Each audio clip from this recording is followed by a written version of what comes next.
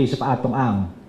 We know that the case docketed as People of the Philippines versus Charlie Atong Ang, along with other accused, have been filed in 3 separate courts.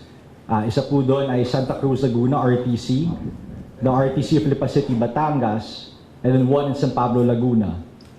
Sa Santa Cruz, Laguna po na case, trial has already commenced. The warrant of arrest was issued, as everyone knows, last January 14, 2026.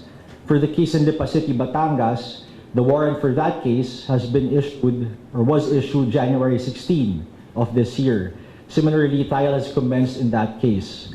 As for the pending case in San Pablo, Laguna, we informed the public that the issuance of the warrant of arrest was deferred by the court following a motion to defer or suspend proceedings by the accused.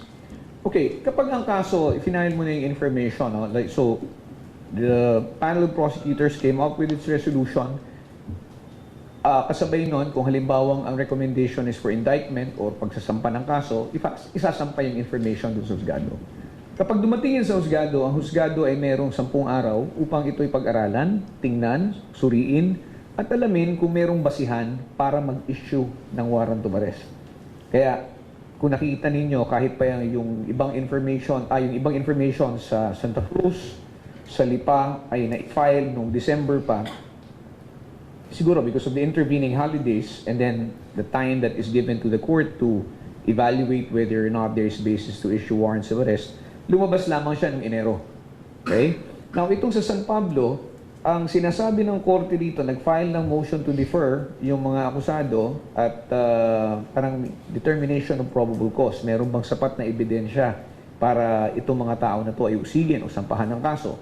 Kaya ang naging order o direktiba ng court is isubmite ng department, no, hindi lamang yung ebidensya na nagpapatunay na sila ay dapat sampahan ng kaso, hinihingi rin ng husgado rito pati yung mga kontrasalaysay na isinumite dito sa amin nung time na nagko-conduct pa ng preliminary investigation. So, over our objection, no, nag-object yung ating prosecutor dito, pero nag-issue na ng omnibus order ang husgado sa San Pablo. At tayo magko-comply, no? Magko-comply tayo para tingnan natin kung once we complied, that will be sufficient basis already for the court to come up with a determination whether it should issue a warrant or not.